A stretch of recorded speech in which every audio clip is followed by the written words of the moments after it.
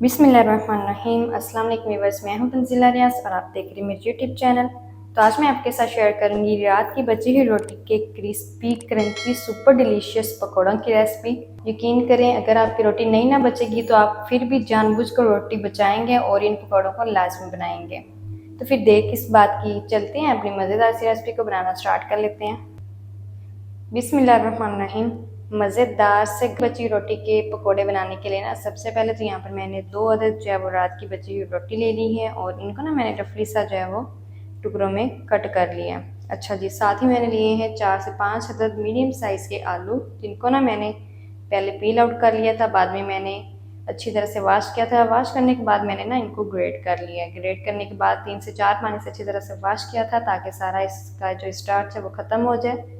तो आपने भी क्या करना है, इसको ना 3 से 4 पानी से अच्छी तरह से वॉश करना है। वॉश करने के बाद ग्रेट करने हैं। ग्रेट करने के बाद आपने ना इनको रखना है पानी के अंदर, ताकि ये ब्लैक ना हो। तो मैंने ना आप इनको रखा है पानी के अंदर ताकि ये ब्लैक ना हो। तो अब हमने सबसे पहले क्या करना है, इसको करते हैं साइड पर और इसका जो प्रोसेस है वो हम रोटी का शुरू करते हैं। तो अब ना यहाँ पर मैंने इस तरह की एक चॉपर ले ली है, इसके अंदर हम अपनी जो रोटी है वो शामिल कर देंगे।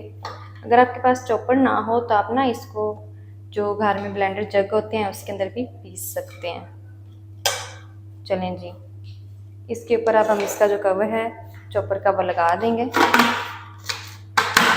अच्छी तरह से कवर को भी मैंने लगा दिया है और अब हम इसको ग्राइंड करते हैं।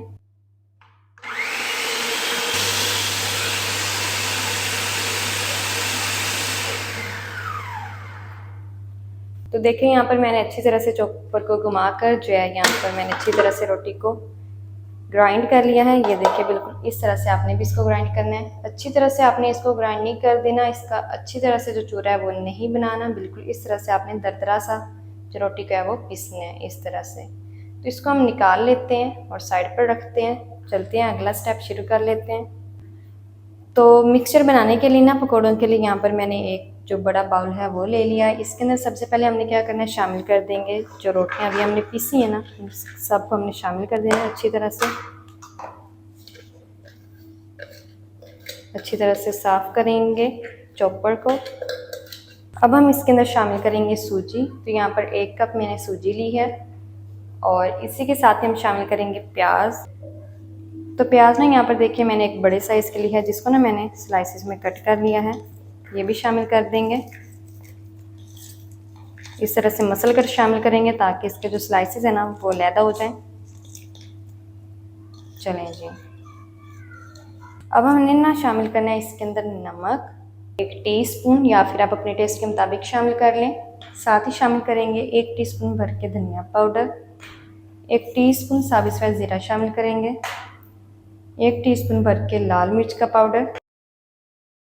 अच्छा, जो नमक और मिर्च है ना वो आप अपने टेस्ट के मुताबिक शामिल कीजिएगा। साथ ही मैंने आधा टीस्पून कुटी हुई लाल मिर्च शामिल कर दी है, आधा टीस्पून ही हल्दी पाउडर। और अब हमने क्या करना है, इसके अंदर ना हमने अपने आलू भी शामिल कर दिए हैं।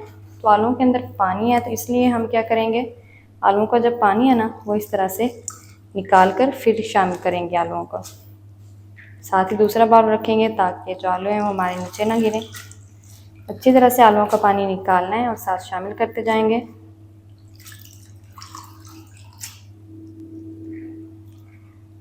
तो आलू ना देखें, यहाँ पर मैंने सारे ही शामिल कर दिए हैं। अब हमने ना इसके अंदर शामिल करना है बेसन। तो यहाँ पर 2 बड़े चम्मच मैंने बेसन शामिल कर दिया है और साथ ही शामिल करेंगे 1 बड़ा चम्मच मैदा। अच्छा जी, अब हमने और कोई चीज़ भी शामिल नहीं करनी, सिंपली बस हमने इनको अब करना है मिक्स बगैर पानी के। अच्छी तरह से इनको मिक्स कर लेंगे। अभी तक आपने इसके अंदर पानी नहीं शामिल करना, क्योंकि जो वेजिटेबल्स है ना वो पानी काफ़ी सारा अपना छोड़ेंगी। हमने इसके अंदर नमक शामिल किया है उसकी वजह से। तो ये देखिए, हमने इसके अंदर मैदा और बेसन भी शामिल किया, लेकिन फिर भी आप देख सकते हैं हमने इसके अंदर पानी शामिल नहीं किया। पानी नहीं भी शामिल किया तो भी इसके अंदर जो है वो अच्छी तरह से मिक्सिंग हो रही है। पहले हम इसको बगैर पानी के मिक्स करेंगे हल्का सा। तो ये देखिए, यहाँ पर ना बगैर पानी के मैंने ना अच्छी तरह से मिक्सिंग कर ली है। इस टाइम पर हमने क्या करना है, इसके अंदर जो मैदा है ना वो थोड़ा सा और शामिल करेंगे, क्योंकि जो मैदा है वो मुझे कम लग रहा है। तो 1 बड़ा चम्मच और शामिल कर देंगे और इसको भी हम हल्का से मिक्स करेंगे। लेकिन उससे पहले हमने क्या करना है, इसमें थोड़े से सफ़ेद तिल भी शामिल कर देंगे।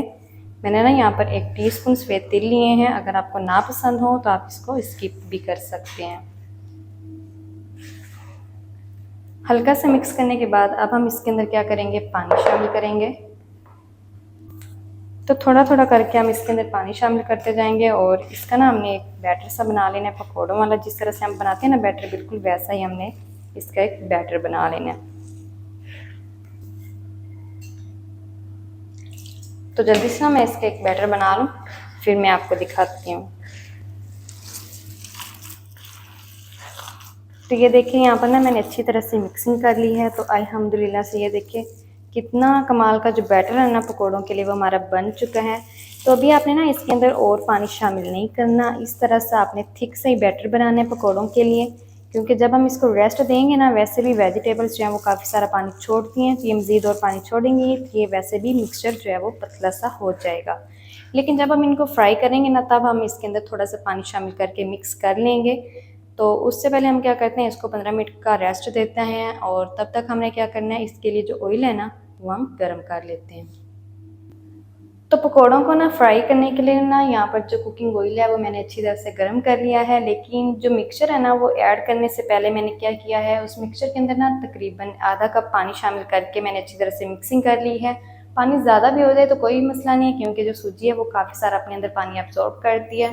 तो अच्छी तरह से अब मैंने मिक्सिंग कर ली है। तो अब हम अपने पकोड़े इसके अंदर डालते जाएंगे, एक टाइम में जितने भी आ जाएंगे इस पैन के अंदर। साइज़ मैं जो है वो मीडियम रख रही हूँ, आप अपनी मर्ज़ी से साइज़ रख सकते हैं, छोटा बड़ा। और कुकिंग ऑयल को ना मैंने अच्छी तरह से गर्म करने के बाद जो फ्लेम है ना वो बिल्कुल लो कर दिया है, ताकि ये जो पकोड़े हैं ना वो अंदर तक से भी फ्राई हों, कच्चे से ना रहें।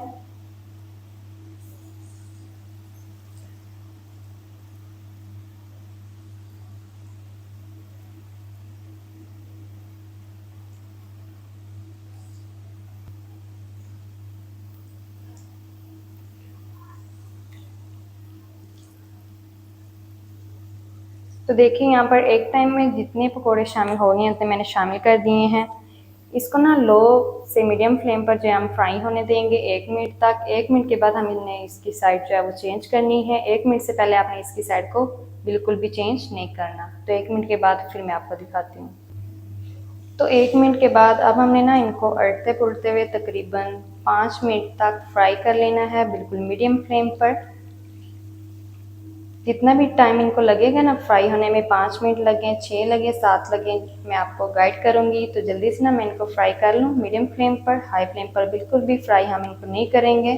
अगर हम इनको हाई फ्लेम पर फ्राई करेंगे ना तो ये अंदर से कच्चे से रह जाएंगे। तो जल्दी से मैं इनको मीडियम टू लो फ्लेम पर फ्राई कर लूँ, फिर मैं आपको दिखाती हूँ। तो पकौड़ों को ना यहाँ पर फ्राई करते हुए ना मुझे तकरीबन 6 से 7 मिनट हो चुके हैं। तो माशाल्लाह ये देखिए कितने कमाल के क्रिस्पी और क्रंची से जो पकोड़े हैं वो हमारे फ्राई हो चुके हैं। इस टाइम पर हमने क्या करना है, इन सब को ना हमने बाहर निकाल लेना है। चलें जी, इन सब को बाहर निकाल लेंगे। और अभी तक जो फ्लेम है ना वो मैंने ऑफ नहीं किया, फ्लेम मेरा ऑन ही है। जब हम इन सब पकौड़ों को निकाल लेंगे ना तब हमने फ्लेम को ऑफ करना है और सेकंड बैच हमने फिर शामिल करना है। तो सारे पकौड़ों को हम निकाल लेंगे। तो माशाल्लाह ये देखिए कितनी कमाल के क्रिस्पी क्रंची सुपर डिलीशियस रात की बची रोटी के जो पकोड़े हैं वो हमारे बन चुके हैं। तो ये जो छोटे छोटे से पीसेस होते हैं ना पकोड़ों के, वो भी आपने निकाल लेने हैं। अगर हम इनको इस टाइम पर नहीं ना निकालते हैं साथ साथ, तो ये जब हम सेकंड बैच फ्राई करेंगे ना तो ये ब्लैक से हो जाएंगे और सारे पकोड़ों के ऊपर लग जाएंगे। तो जल्दी से मैं सारे पकोड़े फ्राई कर लूँ, फिर मैं आपको दिखाती हूँ। बिस्मिल्लाहिर्रहमानिर्रहीम। तो माशाल्लाह ये देखिए कितनी क्रिस्पी और क्रंची से लेफ्ट ओवर रोटी के जो है हमारे पकोड़े बनकर रेडी हो गए हैं। तो माशाल्लाह ये देखिए कितने क्रिस्पी और क्रंची बन चुके हैं। तो माशाल्लाह ये देखिए कितने मज़ेदार टेस्टी क्रिस्पी और क्रंची से जो रात की बची हुई रोटी के जो स्नैक्स हैं हमारे बनकर रेडी हो गए हैं। यकीन करें खाने में बेहद ही लजीज है और बनाने में बेहद ही आसान है। तो आप भी इसे घर में लाजमी ट्राई कीजिएगा, इंशाल्लाह ये रेसिपी आपके घर वालों की फेवरेट बन जाएगी। तो माशाल्लाह जी ये थी हमारी आज की रेसिपी रात की बची हुई रोटी के पकोड़ों की। पकोड़े मज़ेदार टेस्टी क्रिस्पी सुपर टेस्टी किस तरीके से बनाए जाते हैं तमाम तरीका आपके साथ शेयर कर दिया है। वीडियो अच्छा लगे तो वीडियो को लाइक और चैनल को भी आपने लाजमी सब्सक्राइब करना है। मिलते हैं नेक्स्ट वीडियो के साथ, तब तक के लिए इजाज़त दीजिए। अल्लाह हाफिज़।